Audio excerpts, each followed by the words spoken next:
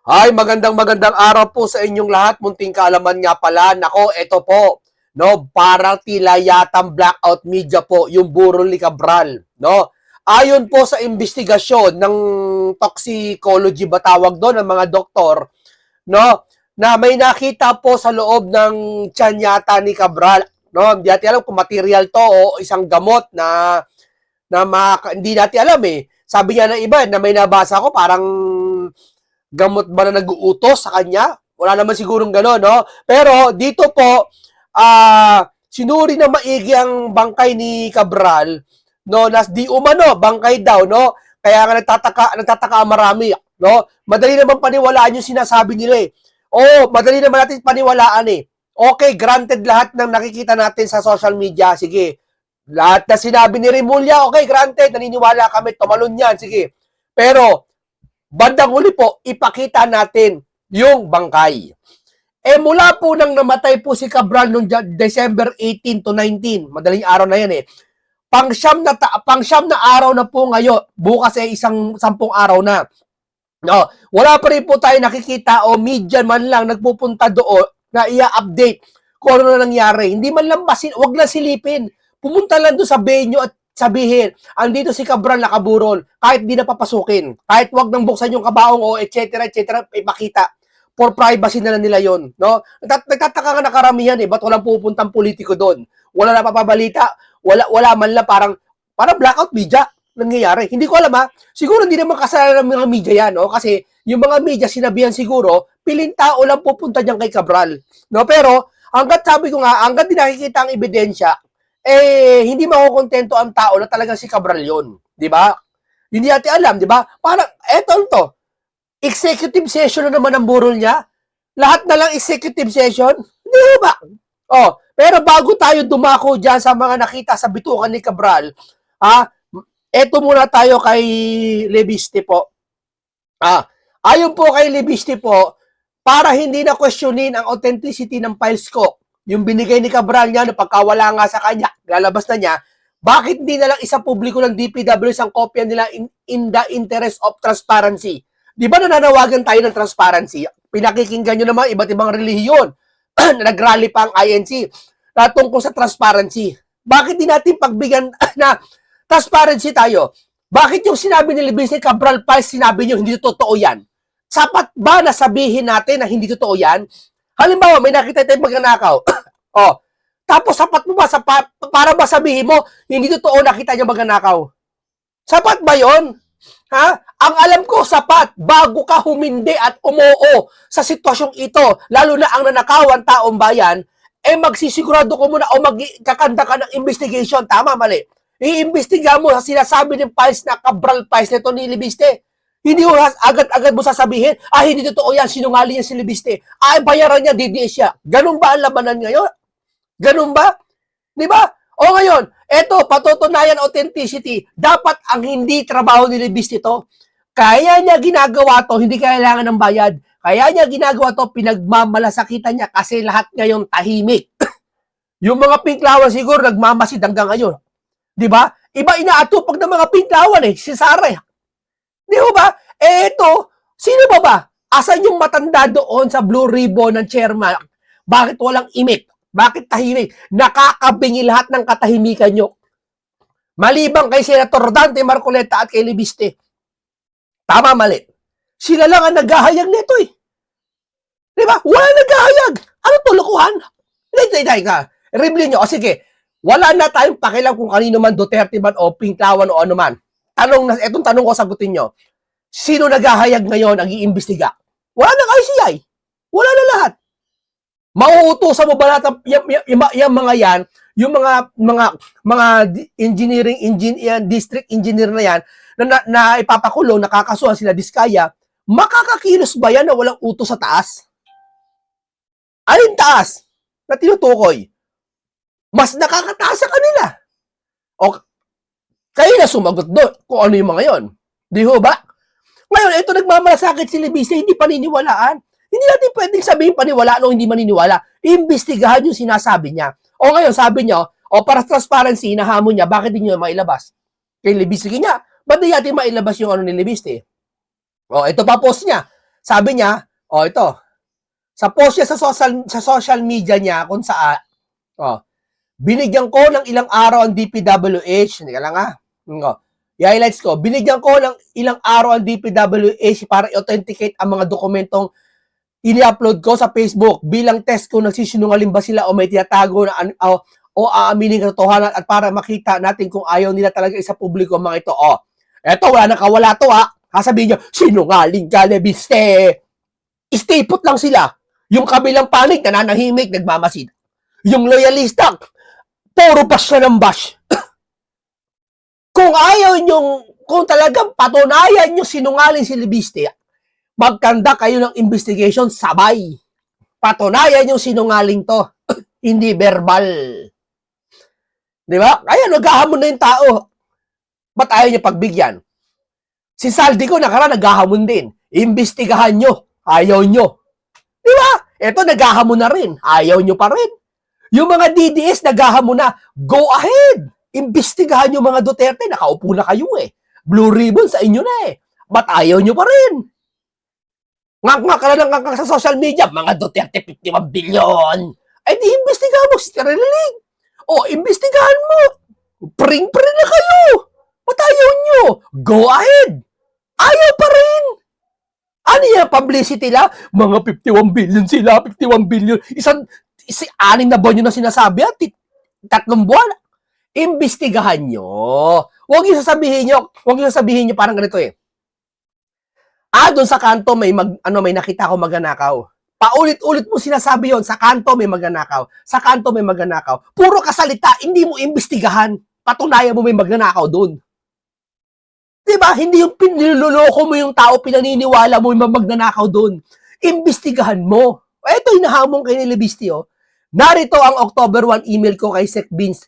Nag-confirm ng FY 2005 DPWH budget PDF. Ito At ang October 20 email DPWH kung saan ipinadala sa akin ng DPWH HGAB. So summary ni Baileo LD as per instruction of Sec Beans Dizon kasama ang pirma ni Sec Beans. Ayan na. May nag-email. So may sumagot. Bakit kakatwiran nyo? Ay, walang email na yan. Hack yan na hack. May nag-email ng kusa. May sumagot. Pustahan tayo. Ganyan sasabihin ng mga yan, Ito, sasagot natin kagad. DPWH email na hack? Come on!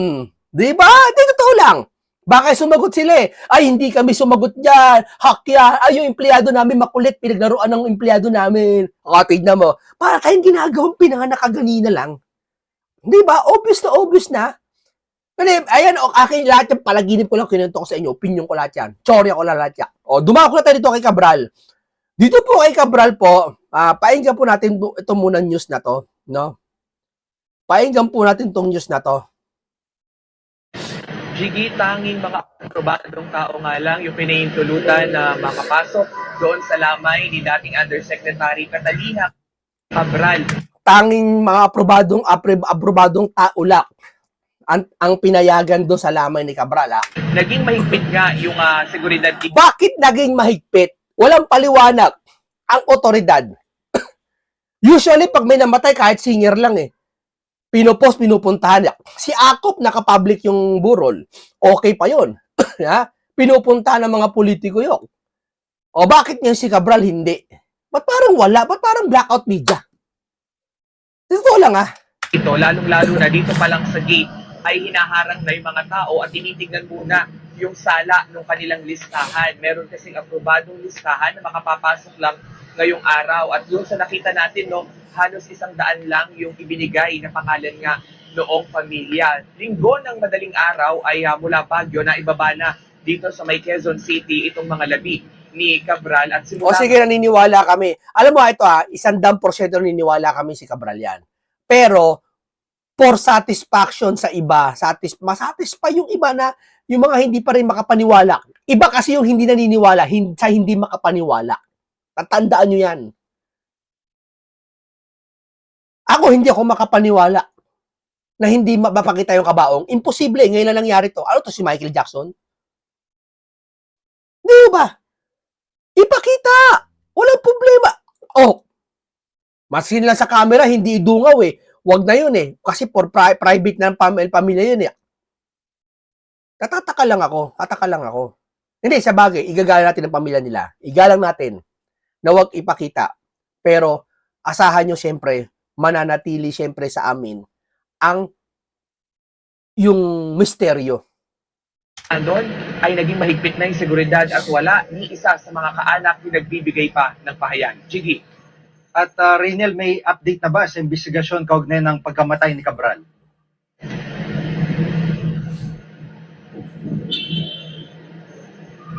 Jiggy, kahapon nga ay kasama rin tayo doon sa pagbisita nitong PNP Forensic Group.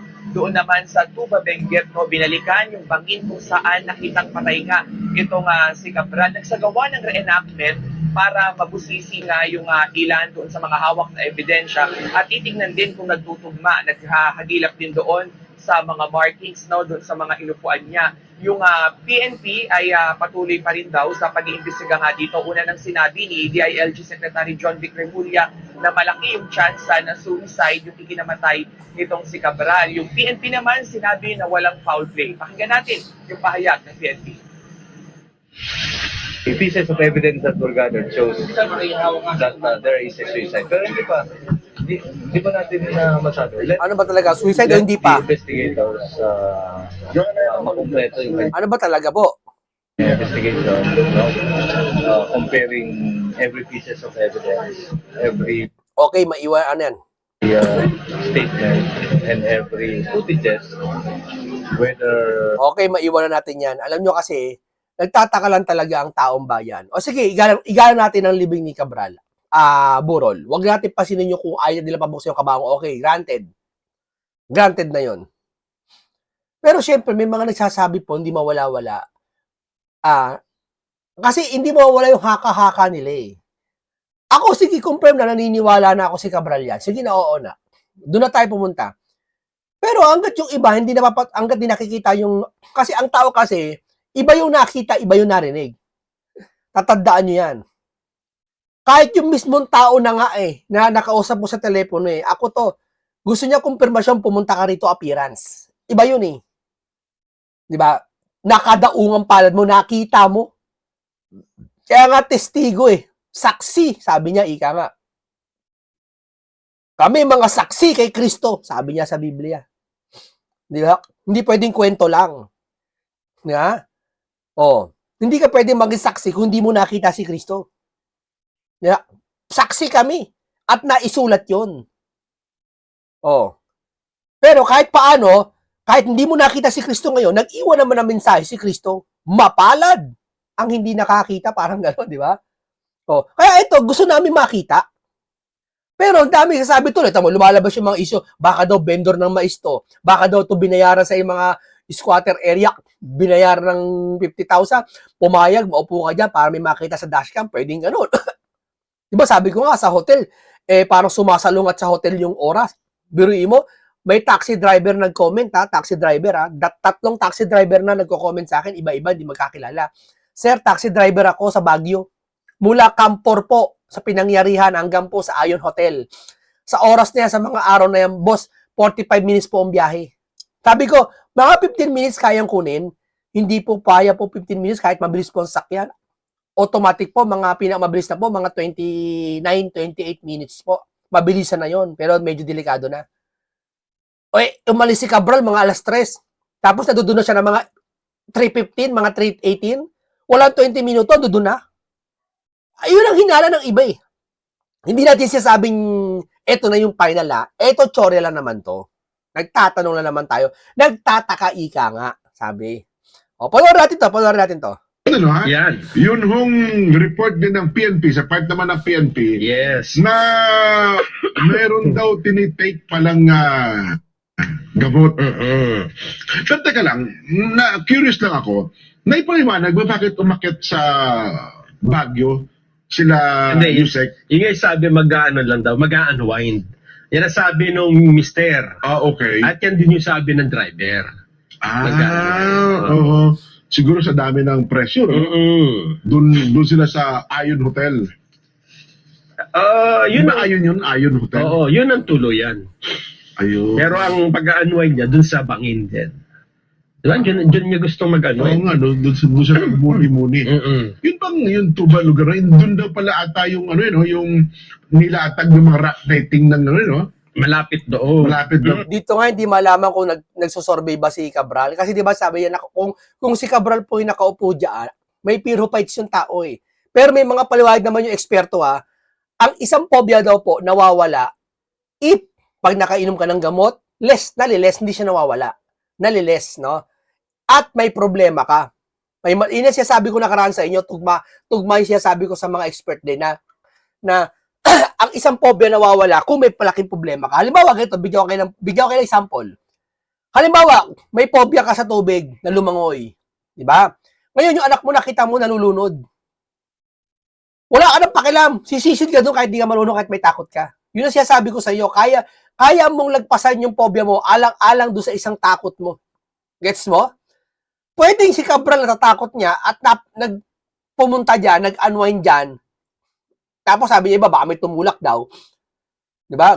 Hindi natin alam, kaya ngayon driver, imbestigahan. Bakit hanggang ngayon walang lie detector yung driver? Bakit di nila pagpokusan yung sinasabi ng driver? Di ba? Para mas malalong malinawan yung tao. Para sa lugar na yun. Okay. Meron daw pong tinitake na gamot itong si Yusek Cabral. Yes. At ang gamot daw pong ito ay napatunayan na ito daw po ay antidepressant, Nelson. Tama. So hinala po nila na ito po ay tinitake ni Yusek Cabral para labanan yung kanyang nararanasang depression. Pero ito dyan, ano yan ha? Dapat, ito kung may makakasagot ng depression, tignan mo to hindi media, hindi doktor ang makakasagot niya. Alam mo sino makakasagot niya pag wala si Cabral? Siyempre, common sense, pamilya, asawa. Ba't walang interview sa asawa? Ang huling interview ng asawa, yung namatay si Cabral doon sa Baguio, kinukuha yung bangkay. Bakit niya ayaw interview yung asawa? Ano ba ito? Masyadong privado ba to? Tanungin, asawa ba may titik siyang gamot? Alam mo ba to? May titik siyang gamot? Malay mo. Di ba? Malay mo, baka pinainom lang yan si Cabral ng gamot. Para pag nakita sa toxicology, ay umiinom ng depression yan. Baka talaga may ginawa yan. Di ba? Siguro makapagpapaliwanag dyan ay yung doktor niya. Hindi doktor eh. Pwede rin doktor. Doon sa resulta. Pero yung history, hindi pwede doktor. Yung pamilya, syempre. Tama, mali. Bagay. O baka yung driver, konti. Kasi laging kasama driver niya, di ba? Kasi ito, Driver, may depression ba tong ano mo? nire-reseta yan. Yung citalopram. Yung citalopram na yan, parang hindi ko alam kung serotonin yan, no? Pampasaya yan, kumbaga. Parang, kasi yung escitalopram ako, umiinom ako ng escitalopram before eh. Na, wala naman ako suicidal thoughts, no? Pero sa akin lang, mula na iniinom ko yung dati, nawala yung mga problema ko. At yung mga bagay na kinakatakutan ko, nakokontrol ko. Pero syempre, takot pa rin ako sa mga bagay na matataas. May pyrophytes din ako eh. Pero hindi serious ha. Tatakot ka, sino naman takot eh. Citalopram. Hindi mo basta-basta mabibili ba kung wala kang Hindi, reseta? dapat may reseta yan. Kasi may mga side effects ito. Pwede kang ganon? mahilo, pwede kang... Maraming mga side effects. Kung hindi ka... kung hindi talaga Walang para sa'yo. reseta. Okay. Oo. So ano itong ipinakikita natin, no? Ayun yung police report ba yun? Oo, ito yung forensic report, lab test, Okay. lab result. Mhm. At dyan, Jet, Hello, my name is... tingnan ko yan, i-stop mo dyan sa ABC na yan. Ayan, stop mo Nakita yan. ko, pinost mo yan, ano? Oo, kasi tiningnan ko kanina. 3 specimen ang tiningnan nila. Yung letter A, ito yung galing sa tiyan. Pakikita yun kung anong galing sa tiyan. Ano yung galing sa tiyan? Okay. Yung letter B, ihi. Ihe. One, test Oo. test tube with red Yes. screw cap, okay? Urine. Yung letter C, yung vitreous, yan pala ay likido galing sa mata. Vitreous with markings 825. Oo. Okay. Sinasabi, So kinuha yan doon sa parte ng katawan ni Yusek. Oo. Okay. Nung ino-autopsy na, Oo. nung sinusuri. Na ito palang galing sa mata, ito ang mas magiging, ang sabi dito ay, according to medical science, vitreous humor is often the most stable specimen post-mortem Okay. because it is less May nakitang solid material dun sa tiyan. Ano kaya yun? Bukod sa brownies. susceptible to the rapid chemical changes that occur in the blood. Aha. Ibig sabihin, pagka yung sa mata mo kinuha, mas madedetect mo. Hindi siya ma-alter ka agad dahil protected ng mata mo eh. Totoo. Okay. Doon sa mata, nakuha positive yung drug na sinasabi, yung antidepressant drug. Ah. Sa urine, positive din. Oho. Ang So ibig- talagang tinitake niya pala yun. Ang ibig sabihin daw niyan ay nag-circulate yung gamot sa buo niya ng Buong katawan. katawan ni Yusek. Ibig Okay. sabihin, bago pa sila pumunta doon, Matagal lang iniinom or maintenance niya. na-take na yung Dati, sabihin, regular siyang umiinom nun. hindi naman regular, maring on that day Ay, or uminom na siya. kahit noon pa. Oho. Ito ang importante, yung specimen A dyan. Specimen A. Ano kaya yun? Baka may nakita. Yung sa tiyan galing. Plastic container with blue screw cap label Containing 3 ml. stomach content Yan. content with markings, etc. etc. Yes. Oh, 3 ml na brownies semi-solid material. okay. Semi-solid material. Ano yung ang findings brownies na siya, yun? tinan mo sa baba, yung findings. Oh. Specimen A for further analysis. Ibig sabihin, wala pa. Wala pang resulta. Wala pa resulta. Ina-analyze pa nila. Dahil dyan, malalaman naman kung sa tiyan daw dyan, Oo. malalaman mo kung una, anong kinain. Pangalawa, anong oras kumain. Doon? Pati oras, oo. Okay, Pangatlo, Oo. malalaman mo kung may overdose ng gamot. Saka hindi. Baka nilason eh. Di ba wala sa isipan ng tao yan eh. Baka may laso. Di ba? Tapos, pinainom doon. At doon sa hindi natin alam eh. Nalilito na tao eh. Kasi okay. yung sa mata at saka yung sa ihi, malalaman lang yung Nag-ano sa dugo niya. may presence Oo, ng tama. drug. Mm. Pero kung gano'n yan karami, pwedeng maging clue yung sa tiyan kasi makikita kung may mga, di ba yung gamot may mga binders. Tama. Malalaman kung gano'n karaming nandun yung hindi pa natunaw eh. Oho. At yung iba pang, pagka may high concentration of undissolved substance Ayan yung mga nakuha ordinary lang yan. at pill binder, ay magiging dahilan para sabing na overdose o mas madami kaysa sa kailangan. Yung kutsilyo, hindi natin alam ha. Ito, tsorya ko lang ha. Tsorya ko lang tawag yung paniniwalaan ha. Kung bakit may kutsilyo ha.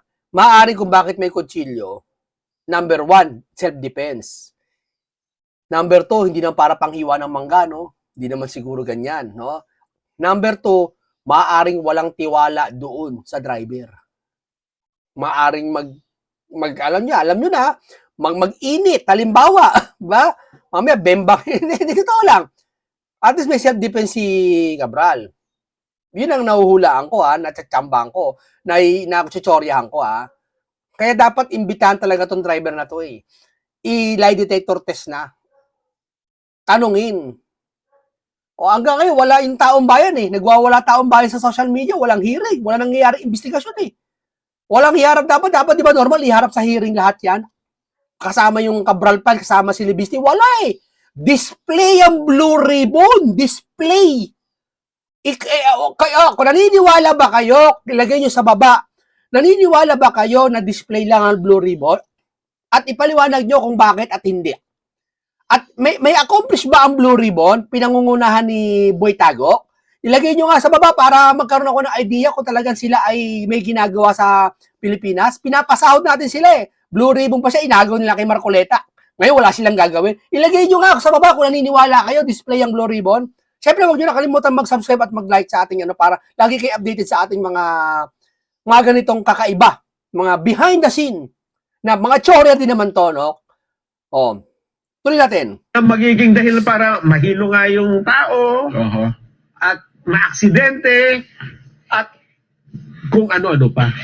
At maaari din naman na may inilagay sa pagkain na naging dahilan. So, makikita rin doon. Makikita kaya importante yung laman ng tiyan na sinusuri pa hanggang ngayon. So, may posibilidad pala na may plano pa rin silang bumalik dyan, ano? Kasi nandun pa yung mga gamot na iwanan, mga gamit ni Yusek, eh. Di ba? Iniwan yung mga gamit. Oo, ano? diba? Yung gamot niya, tapos Alam mo iniwan yung mga gamot, yung cellphone iniwan sa sakya. Biglaan, walang dying message, walang suicidal message, mga notes. Ito para sa akin, overall lang, may planong bumalik si Cabral sa hotel at wala siyang planong magpakatihulog. Nagtataka lang ako bakit nahulog yan. Maari nag-unwind lang talaga yan. Sige, isa pang tsorya ko. Pero baka may tumulak. Yun ang hindi natin alam. Madali lang, chinempo yung mga sakya, walang dadaan, biglang tulak. Di ba? Sabi kasi nagpa-dos-dos daw eh. Di ba? ganyan. So, may posibilidad kung hindi naganap yung pagpapakamatay. So, may plano pa silang bumalik dyan sa hotel. Ayun nga. Okay. Maaring publicity lang din. Sabi ng iba, sorry din na may pinaupo doon isang tao, hindi naman si Cabral. Para may makuha ng dashcam, may mga investigasyon, may makuha, o may nakaupo nga naman talaga. Kakulay ng ganyan. Yung pala, yung bilyonaryo na talagang tao na hinahanap, umuwi na, nasa ibang bansa na. Di ba? Pumunta na sa ibang bansa, pwedeng ganon. Pwedeng ganon. Tsore lang yun Tsore lang yun. Huwag yung paniniwalaan nyo. Pero, di ba? Dapat niya talaga, suriin makita. Kaya makikita mo dyan, halimbawa, na talaga, na plano niya talagang tumalon doon. Oo. Di una, tinignan niyo muna siguro kung gaano kataas, paano niyang gagawin. Parang sinarbay niya. Tapos nung sinita sila, umalis na. Oo. Nakakapagtaka lang na bakit hindi siya gumawa ng pagpapaalam, ano? Yung note mala, suicide note. Oo, kahit mala sa kanya mga kamag-anak. Oo. Knowing na, ano siya, di ba, yung career niya, alam niya yan eh. Totoo. At saka, Sa ganyang sitwasyon, malamang kaysa hindi gagawa ng suicide note. oo, kasi, Diba? di ba, mag-aalala yung kanyang mga kamag-anak kung Oo. walang gano'n, di ba? Oo. At magiging malabo kung ano nga ba yung papel niya dito sa kaso. Totoo. Kasi pa pwedeng ibintang sa kanya lahat eh, di ba? Kasi kung halimbawa, aywan ko lang siguro sa mga maaalam sa psychology o kapag ganyan ang sitwasyon, ako, sa isang hindi mo tayo expert na Oo. pero malamang kasi hindi gagawa yan ng suicide note Kung talagang yun, para bigyang linaw ang mga kontrobersya sa likod ng pangyayari. Kaya nasasagutan niya, may skandalo. Apakadami nga kasing katanungang lumilitaw. Bagamat nasasagot yung iba, pero pagka nasagot ang isang tanong, may lumilitaw na dalawang tanong eh. Sa Oo. bawat isang tanong na nasagot, Hindi importante, masagot ang tanong. Kagaya ng tanong na kung bakit walang interview yung pamilya. May tanong na bakit ayaw pakita yung burol. Pag natanong niya, nasagot niya, madali na lang eh. Pero lahat nakatago, executive session, lahat na nangyayari. Diba? Okay, ito, ganito lang po muna tayo. Paalam sa inyong lahat.